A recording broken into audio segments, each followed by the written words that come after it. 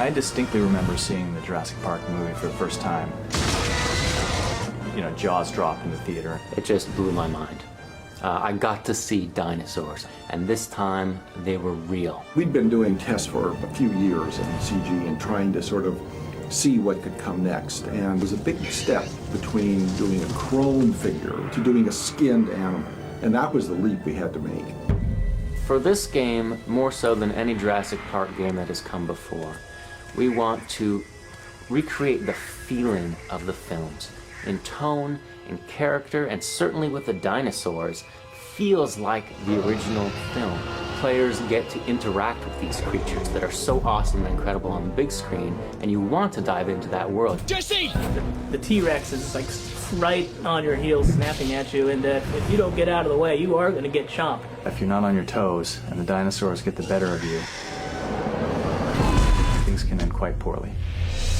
We reached out to paleontologist Kevin Padian to essentially lecture the Jurassic Park team about some of the modern thinking on dinosaurs, what some of the new science tells us. So we didn't want to make up things that just really didn't fit the science at all. We took all this information and we still felt that it was important to keep true to the movie. In general, we like to approach our dinosaurs as animals. They are very scary, but they're not monsters. They follow their nature.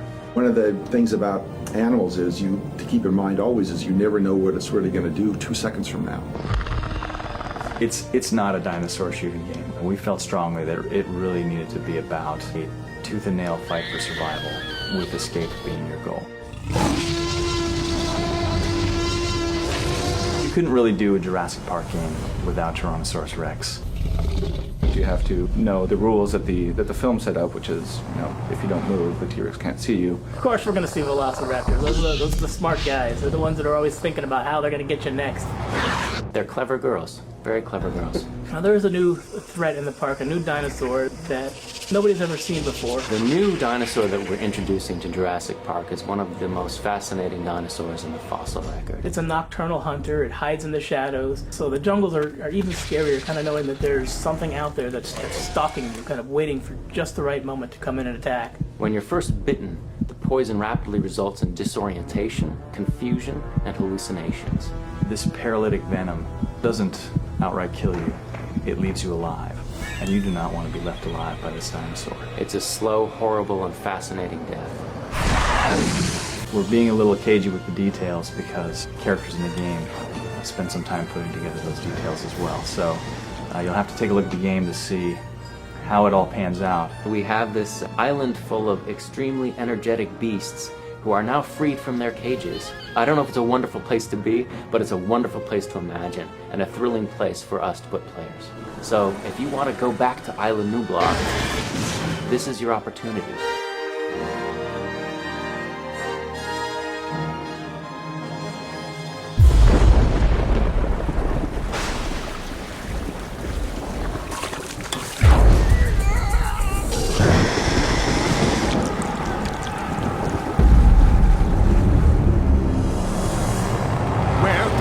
Is Nedry.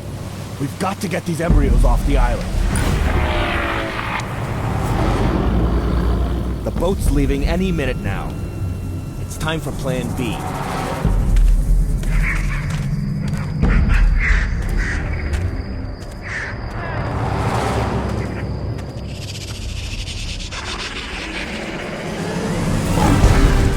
This isn't supposed to happen. What the hell kind of zoo is this? 10 years of research. Millions invested. It's the next wonder of the world.